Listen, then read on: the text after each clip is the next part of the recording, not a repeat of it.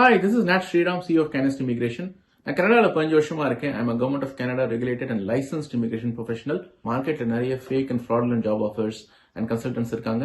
அவங்க கிட்ட நீங்க உங்க மணி லூஸ் பண்ணக்கூடாது. Book a consultation with us at canex.ca/consultation. Experience 11 days of Grand Europe trip with easy EMI of rupees 25,000 only with GT Holidays, South India's #1 travel brand.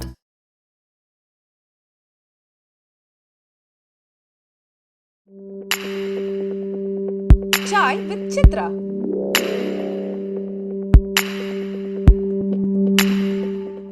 உங்களோட நடிக்கின்றவர்களை பற்றி உங்கள் மனசுக்கு தோன்றதை அப்படியே உங்ககிட்ட சொல்லக்கூடிய தைரியம் எப்படி உங்களுக்கு வந்தது? சத்யராஜ் சார் தான், கவுண்டமணியன், இவங்க 2 பேர் தான் வந்து ஏன்னா அவங்க அது மாதிரி அவங்க கூடயே நான் இருக்கேன். மேக்ஸிமம் சத்யராஜ் சார் கவுண்டமணியன் தான் இருப்போம். நாங்கள் 99%. ஒன்றும் இல்லை, ஒரு சின்ன விஷயம் சொல்லலாம் சார்.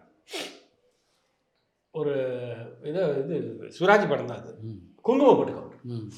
சத்யராஜ் சார் பயங்கர க்ளோஸ். ராமநாத் சார் எனக்கு நல்லா பழக்கம். அவர் இவர் நல்லா பழக்கம், நல்லா பழக்கம். ராமநாத் சார் ஒரு சின்ன ஏதோ ஒரு மிஸ் அண்டர்ஸ்டாண்டிங்கு. அப்போ வந்து நாங்கள் எல்லாம் உட்காந்து பேசிக்கிறோம். அப்போ கவுண்டமணியன் கேஷுவலாக தான் கேட்குறாரு, ஏன்னா ராமநாதனை பார்த்தேன் அப்படின்னு. பார்த்துனேன் அப்படின்போது டக்குன்ட்டு சத்யராஜ் சார் ஏதோ சொன்னார். அவர் பார்ப்பாருங்க, அவர் என்னங்க அவர் பயங்கர க்ளோஸ். நம்ம ஏதோ நக்கலா சார் என்னை பொறுத்த வரைக்கும் உங்களுக்கு அவர் எனக்கு தெரியாது, ஆனால் அவர் என் கண்ணுக்கு ஏதோ ப்ராப்ளம் ₹1,00,000 ஆனால் நான் கண்ணை பார்த்துக்கிறேன், நான் சரி பண்ணுறேன்னு சொன்னார். அதெல்லாம் மறக்க மாட்டேன் சார். அப்போ நீங்கள் ராமநாத் சார் கூட போயிருக்க வேண்டியதானே, அது ஏதோ ஜாலியாக சொன்னேன். ஏன்னா பயங்கர டென்ஷன் ஆயிடுச்சு. என்னடா இப்படி சொல்லிட்டு அப்படியே ஒரு மாதிரி அப்செட்லேயே இருந்தேன். மத்தியானம் 1 மணி இருக்கும், லஞ்ச் பிரேக். எப்பயுமே அவங்களோட தான் சாப்பிடுவேன். அப்படியே ஒரு மாதிரி நல்லா திடீர்னு அங்கேயும் வந்தார் சத்யராஜ் சார். அப்புறம் வாங்க சாப்பிடலாம். ஒரு நிமிஷம் எனக்கு சார் என்னங்க அந்த ஆள் எங்கே நிற்கிறார் பாருங்க.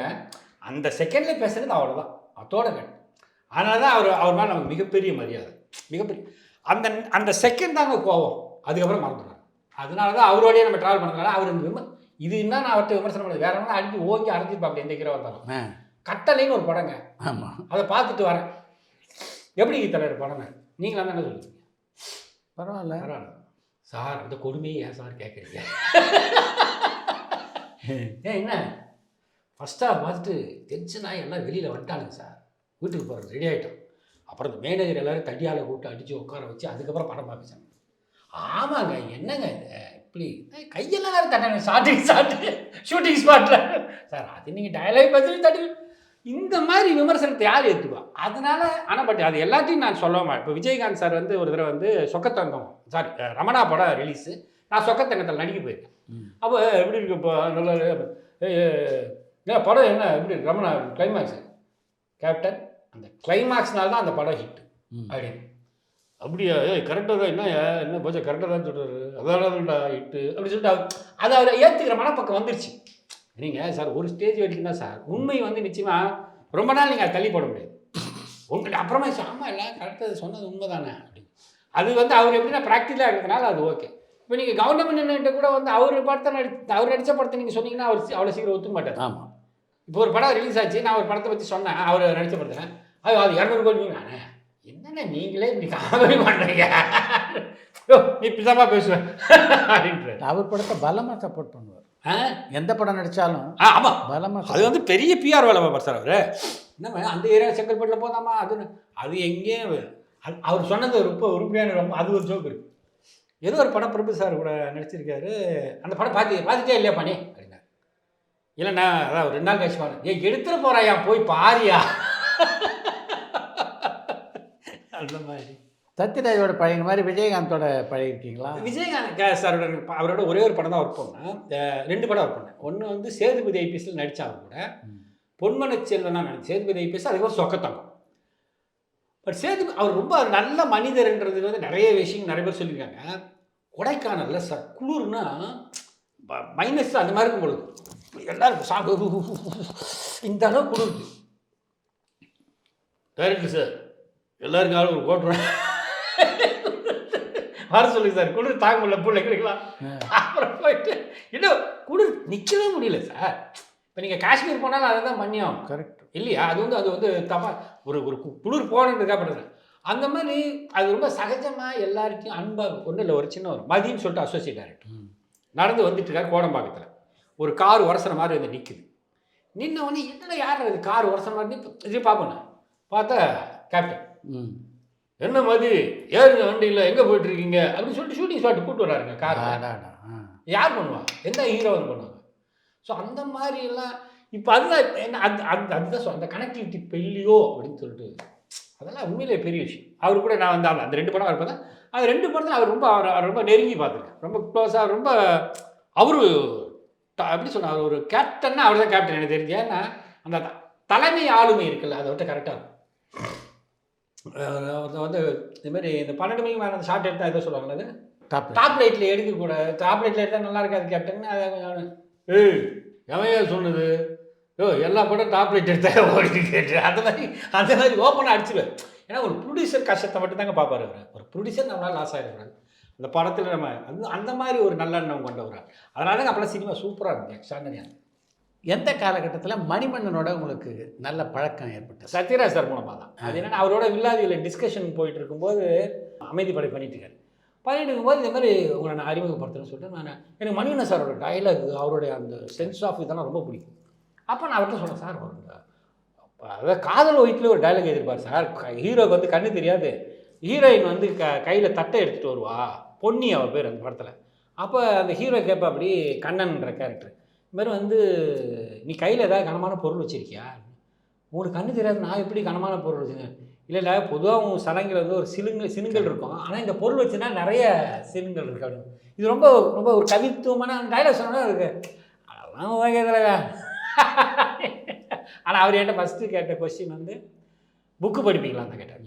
கடியும் கேட்டு வாழ்க்கை முதல் கங்கை வரை படிச்சிருக்கீங்களா அப்படின்னாரு. இல்லை சார் வாங்கி தர முதல்ல படிங்க. ஸோ அந்த அனுபவம்லாம் தான் அவர் வந்து அந்த அரசியல் படம் இன்றைக்கி எவ்வளோ பேர் பண்ணலாம், ஆனால் மணிவண்ணன் சார் மாதிரி பண்ண முடியாது. அது காரணம்னா நூக்கன்காரன் அவருக்கு தெரியும் அரசியல்னா என்ன, அதனுடைய நகர்வு எப்படி இருக்கும் என்னன்றது. அதனால தான் அந்த படம் பெரிய ஹிட் அமைதி மாதிரி. அவருடைய டயலாக் இருக்குல்ல,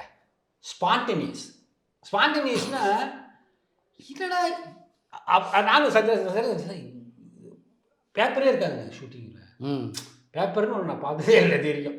அதாவது ஏதோ ஒன்று சொல்லுவார், பேசுவாங்க, சொல்லிக் கொடுப்பார், பேசுவாங்க இப்படி தான்.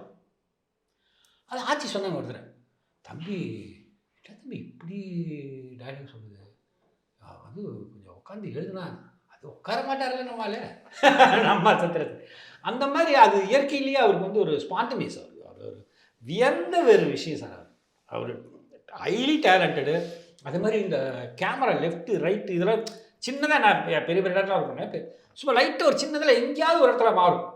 அவர் நான் பார்த்ததே இல்லை. அது ஃப்ளோ வரும், டைரக்ஷன்லாம் வந்து ஃப்ளோ சார். யாரும் மிரண்டுருக்கேன் இந்த ஆள் இவ்வளோ டேலண்ட்டு. மணிவண்ணனுக்கும் சத்யராஜுக்கும் உள்ள நட்பை பற்றி சொல்லுங்கள். சத்யராஜ் சார் வந்து அவரை பற்றி நிறைய சொல்லுவார்.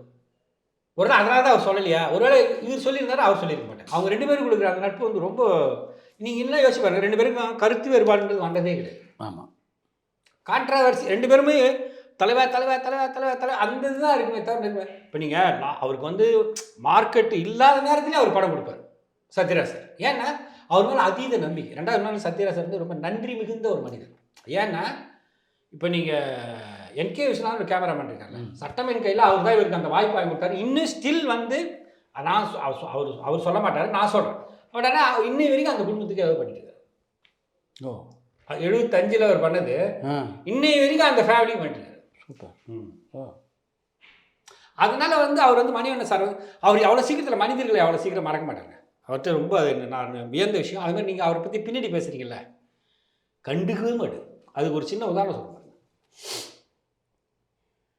அதாவது இவர் வந்துட்டார், இப்போ மாதம்பட்டி முத்தான தானே இவர் மெட்ராஸுக்கு கூப்பிட்டு வந்து எல்லாம் பண்ண வச்சுட்டு, அப்போ என்ன பண்ணியிருக்காரு, அந்த தம்பி ராஜி நம்ம படம் பண்ணலாம் அப்படின்னு சொல்லியிருக்காரு மாதம்பட்டி சிவகுமார். மாதம்பட்டி முத்தன் மாதம்பட்டி சிவகுமார் சார், நான் முத்து மாதம்பட்டி சிவகுமார் பண்ணு. சரி ஓகே பண்ணலாண்ணா, நீங்கள் மணிவண்ணன் சார் போய் பாட்டு வந்துருக்காரு. சரி ஓகே ரைட்டு. மணிவண்ணன் சார் சும்மா ஜாலியாக பேசியிருந்திருக்காரு. இந்த கேரக்டர் நீ பண்ணிடலாம், நான் தான் செஞ்சு பண்ணேன், இது மாதிரி சொல்லி பேசி பார்த்துரு. இவர் கேட்டு வேணாம் தம்பி மணிவண்ணன் வேணாம், வேறு யாராவது சொன்னேன். என்ன விஷயம் சொல்லுங்க. இல்லை வேணாம் சொன்னாரா, தப்பா சொன்னாரா. அது வேணாம் ராஜே.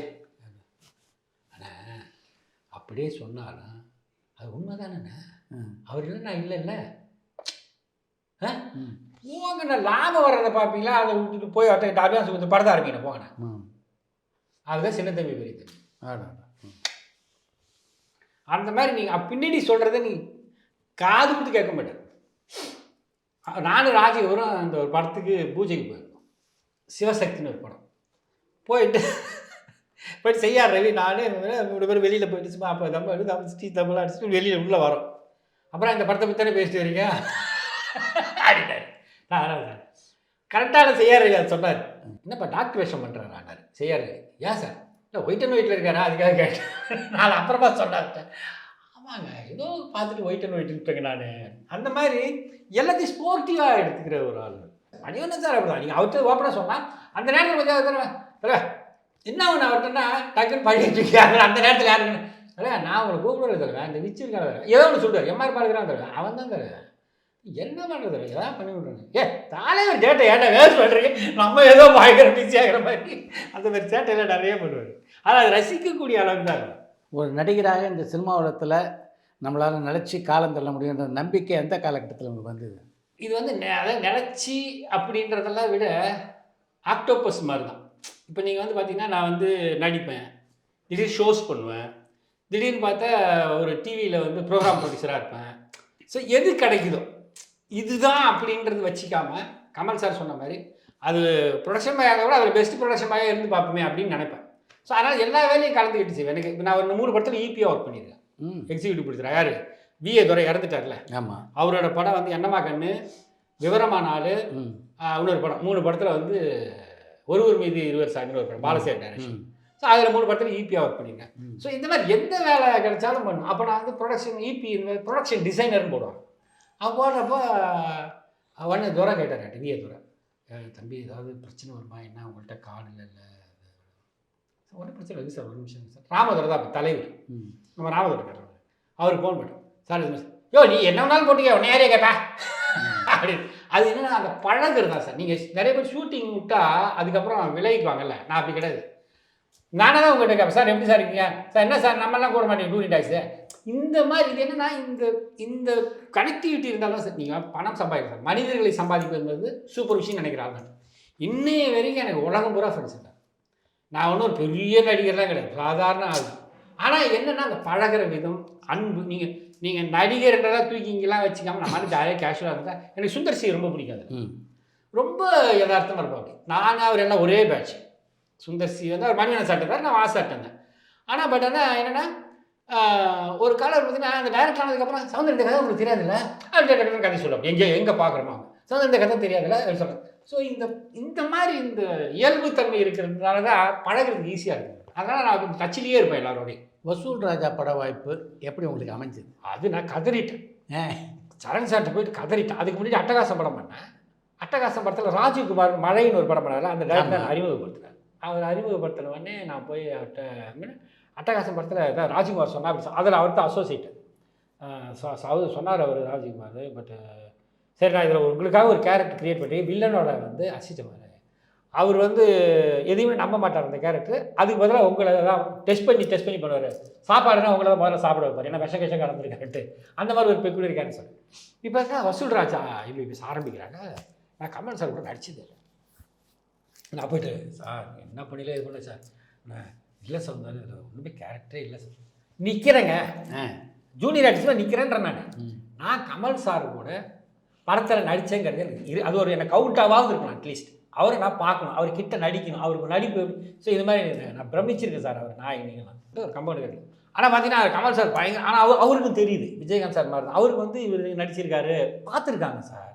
எனக்கு அதுதான் ஆச்சு, நம்மள பார்த்துருக்காங்களே, கவனிச்சிருக்காங்களே. சிவாஜி சார் மன்னான்னு பார்த்துட்டு சொன்னாராமா. ராம்குமார் சார் சொன்னார், யோ அவர் அது மாதிரி தானே பேசுவார். அப்பா அவர் நடிப்பை பார்த்துட்டு ரொம்ப பாராட்டினார், அந்த பையன் ஒரிஜினல் ரட்சியாக்கார மாதிரியே இருக்காங்க. ரொம்ப அதனால தான் நம்ம எதுக்கு இந்த சினிமாவுக்கு வந்தது, இந்த மாதிரி ஆளுமைகளோடு நடிக்கணும், ஆளுமைகளுடைய பாராட்டுதல கண் பார்வை கிடைச்சிடாது. அது கிடைச்சதுன்னு எனக்கு ஒரு சந்தோஷம். அவரு வந்து கமல் சாரை பார்த்து நிறைய பேர் சொன்னாங்களா இன்டர்ஃபியர் ஆவார். அதெல்லாம் கிடையவே கிடையாதுங்க. ஒரு ஷார்ட் சொல்ல மாட்டேன். உதாரணத்துக்கு அவனுக்கு வந்து கேன்சர்னு தெரிஞ்சிடும் அந்த பையனுக்கு. இப்போ வந்து அவர் உட்காந்து பேசுனா இப்போ இது எப்படி எடுக்கலாம்னு சொல்லிட்டு அவங்க ஒரு டிஸ்கஷன், கேமராமேன் வெங்கடேஷுக்கும் இப்போ கமல் சார் வந்து எல்லாரும் ஒரு நிமிஷம் எல்லாம் வெளியில் போங்க சொல்லி அவங்க 3 பேர் டிஸ்கஸ் பண்ணுறாங்க. அதுக்கப்புறம் இந்த ஷாட் உருவாகும். நினச்சிருந்தா எங்கள் எதுவும் கூட சொல்லலாம், நம்ம யாரும் கேட்க போகிறதில்ல, ஜனங்க ஒரு பெருசாலாம் எடுத்துக்க போகிறது. பட் நிறைய பேர் சொல்கிறாங்கல்ல, அந்த அந்த அந்த டீசென்சி இருக்கு, அதுதான் முக்கியம் இல்லை. ஸோ அது அவர் பார்த்தா ஒரு இடமா நிறையா இப்போ வந்து பார்த்திங்கன்னா பிரபு சார் வந்து வீட்டிலேருந்து ஏதாவது ஒன்று வந்துகிட்டே இருக்கும், நல்லா சாப்பிடுவோம். போக முடியாது வந்து சூப்பராக இருந்து எல்லாரும் யாராக இருந்தாலும் சாப்பிடுவோம், எல்லாரும் கொஞ்சம் நிறைய சாப்பிடும்ல. அப்போ பிரபு சார் சாப்பிட்டே இருந்தார். உடனே கமல் சார் சொன்னார், இதுதான் நிறுத்திக்கிங்க ஒரு ஸ்டேஜில். இதுதான் அவர் பண்ணார், யார் தலைவர். அப்போ நீங்கள் அதை விட்டு அந்த எக்ஸசைஸை பற்றி அப்படியே அதை பற்றி பேசுகிறாரு. எனக்கு நான் ரொம்ப வியந்தது அந்த படத்தில் அவரை பார்த்து. நாங்கள் எல்லாம் வந்துருக்கு, நான் வையாபுரி, அந்த இறந்துட்டார் ஒரு ஆள் நல்லா பாலா சிங்கு, இதெல்லாம் ஒரு 10 பேர் இந்த மாதிரி ஆர்டிஸ்டாக இருக்கணும், கருணாஸ் அது இதுட்டு எல்லா திறமசாலிகளும் இருக்கீங்களா அப்படின்னாரு. ஆஹா, நம்மளே ஒரு திறமசாலி சொல்கிற ஒரு பேச்சுக்கு அந்த அந்த ஒரு என்கரேஜ்மெண்ட் தானே, அந்த ஒரு விஷயம் ஆகும். அதுமாதிரி அந்த பாட்டில் வந்து ஆழ்வார்பேட்டை அந்த பாட்டில் வந்து நான் வந்து அந்த இதை தள்ளிட்டு ஒரு சின்ன மூமெண்ட் மாதிரி கொடுத்தாங்க எனக்கு. அவங்க டான்ஸு பெருசாக. ஸோ அதுதான் உடனே டக்குன்னு என்ன பண்ணார், சரி வரலையா உங்களுக்கு அப்படின்ட்டு டக்குன்னு அவர் வாங்கி பண்ணி அதை அழகாக பண்ணார். வேற என்ன, ஏன் இது கூட இல்லாமல் என்ன நீங்கள் இது கூட இத்தனை வருஷம் சினிமாவில் என்னங்க அப்படி தானே சொல்லுவோம். அவர் அதெல்லாம் இல்லாமல் அவர் சரி வரலையா, சரி ஓகே ரெண்டாக போகிறோம் சரி, அப்புறம் அவர் அதை பண்ணி மேனேஜ் பண்ணார். ஸோ நம்ம அதாவது சினிமா வந்து இந்த இந்த கலைஞர்கள் டைரக்டர்ஸ் எல்லாம் அது மாதிரி பாலாம் பார்த்து மிரண்டுருக்கீங்க, என்னடா இந்த டெடி. அவர் பாருங்கள் ஒரு ஷார்ட்டு சொல்கிறார் பாலா, அது என்ன பிதாமகனில் பாலு கேமராமேனு. பால் வந்து இல்லை சார் இது இடிக்குன்னு அவரோட ஏதோ காம்ப்ளிகேஷன் சொல்கிறார். இல்லையே நீங்கள் இப்படி வந்தால் வராது கரெக்டாக சொல்ல அப்படிங்க. அதேமாதிரி அவர் படம் பண்ணும்போது ஷார்ட் எடுக்கும்போது இளையராஜா ரீரிகார்டு பின்னாடி ஓடும், ஏதோ ஒரு பாட்டு போட்டு தான் படமே எடுப்பார். பிரபுவோட இவ்வளோ பழகி இருக்கீங்க, அவருடைய தந்தையான சிவாஜி எப்போது பார்த்து பேசி? ஐயோ அதை பார்த்துருக்கேண்ணே. நீங்கள் வேறு மன்னன் நடிக்கும் போது தான் ரீரிகார்டிங் வந்தார். மன்னன் ரீரிகார்டிங் வந்துட்டு டேக் போயிட்டுருக்கு. ஆனால் அந்த வாட்ச்மேன் அவனுக்கு வந்து தெரிலன்னா தெரியும், பட் அவன் இப்படின்ட்டான் டேக்குன்னு அவராக நின்றுட்டார். டேக்குன்னு அவனுக்கு அப்படியே நின்றுட்டார், டேக்குன்னு தெரியுது அவரு நின்றுட்டார். ராஜா சார் அந்த பக்கத்தில் அவனுக்கு திடீர்னு யாரோ ஒரு சின்ன டிஸ்டர்பன்ஸ் இருக்குல்ல பின்னாடி நின்னா திரும்ப சொல்ல அவர் டக்குன்னு அடா நீங்கள் நீங்கள் வாங்க இதான் வர வேணான்னு சொல்லிட்டேன் பேட்டா. நான் எதுவும் என்னையா நீ அப்படின்னு சொல்லிட்டு வாட்ச்மேன் விட்டு ஏறியாரு. ஆனால் வாங்க மான் தோலை ஏதோ அதில் தான் உட்கார. ஆமாம், வா நீயா அடிச்சதா இல்லை யாராவது கொண்டு வந்து போட்டதா இல்லை அப்படின்னு அப்படி நினைக்கிறாரு. நல்லா பண்ணுறேன் நான் பசங்க அப்படிலாம் பேசிக்கிட்டு சரி வரேன் கிளம்பிட்டேன். இந்த மாதிரி வருது. இப்போ மன்னன் ப்ரீவியூ எங்கன்னா இது நம்ம ஏவிஎம் ராதாகிருஷ்ணன் சாலையில் ஒரு மேனது அதில் பாடம் பார்க்குறோம். அதில் சிவா சார் வர்றார், அதில் போய்ட்டார். அப்போது ராம்குமார் சார் எங்கேயோ மீட் பண்ணேன். டபுள் பாசிட்டிவ் பார்த்துட்டு யோ அப்பா அவனை ரொம்ப நல்லா பண்ணியிருக்கிறார், யார் அந்த பையன் கேட்டாரியா, கொஞ்சம் பட்ஜெட் பெருசாகிடுச்சு இல்லை நான் ஏதாவது பண்ணியிருக்கலையா. அப்புறம் அவர் பார்த்துட்டு சொன்னார், அதுவே பெரிய விஷயம் சார். சிவாஜி சார் பார்த்துருக்காரு நம்ம நடிச்சத வாழ்க்கையில், அதுவே போதுமே, அதை விட புண்ணியம் என்ன அப்படிங்கிறது இல்லையா. ஸோ அந்த மாதிரி ஒரு விஷயம். மணிவண்ணன்கிட்ட சுந்தர்சி பணியாற்றிய காலத்துலேருந்து அவரை உங்களுக்கு நல்லா தெரியுமா? நல்ல படம். புது மனிதன் ஒரு படம், அவர் வந்து 2வது படம் நினைக்கிறேன், வாழ்க்கை சக்கரம் முடிஞ்சு 2வது படம் நினைக்கிறேன். சுந்தர்சியுடைய படத்துலையும் பல படங்களையும் இங்கே நடிச்சிருக்கீங்க, அந்த அனுபவத்தை சொல்லுங்கள். ரொம்ப ஜாலியான ஆளுங்க. அதாவது எப்படின்னா ஒரு எக்ஸ்கர்ஷன் பண்ண மாதிரி இருக்கும், ஷூட்டிங் பண்ண ஃபீலே வராது. ஏன்னா கார்ட்ஸ் ஆடின்னு ஜாலியாக திடீர்னு அந்த கார்ட்ஸ் கொடுத்து ஷார்ட் ரீடிங் அவர்கிட்ட சொல்லுவாங்க. நீங்கள் அனுபவம் வாய்ந்த இயக்குநர்கள் பல பேருடைய படங்கள்லாம் நடிச்சிருக்கீங்க. இப்போ பல புது இளைஞர்கள் சினிமாவுக்கு வந்திருக்காங்க, அவங்களுடைய படங்களில் பணியாற்றக்கூடிய வாய்ப்பு உங்களுக்கு இப்போ கூட பண்ணேன் நான். 80s பில்டர்னு ஒரு படம், அந்த டேரக்டர் கல்யாணம்னு சொல்லிட்டா நானே இயக்குனர் வந்து. ஆமாம். பரபரப்பான சினிமா செய்திகள், நட்சத்திரங்களின் பேட்டிகள், சினிமா வரலாறு ஆகியவற்றை பார்க்கவும் படிக்கவும் உங்களுக்கான இணையதளம் tourantalkies.co.